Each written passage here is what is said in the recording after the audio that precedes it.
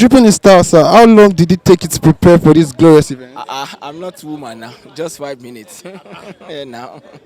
It's woman that will take like 1 hour makeup, gele. But me, I'll put my cap, put my shoe, and we're outside, man. You know what I'm saying? We're always outside. Yeah, now. But I like your drip. Could you give us a 360? Make them see you, Agbada. Make them see you. Gege, gege, ege.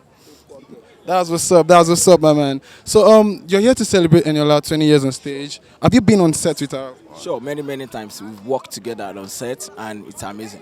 Okay, what's your favorite project with Eniola? I'm gonna get to. If you ever get to, yeah, you my photo. All right. Good evening, mom. Good How you evening. doing tonight? I'm good. I like your smile. You're looking very beautiful. Thank you so much. Okay, and I like your dress. Who styled you today? I did because I'm a designer. Wow, I styled myself. that's wonderful. You're looking glorious tonight. Thank you. Thank you. Okay, you're here to celebrate Eniola Badmus. What can you say about Eniola? Eniola Badmus, she's a sweet lady. She's very hardworking. She started small and today she's great. So I'm happy for her.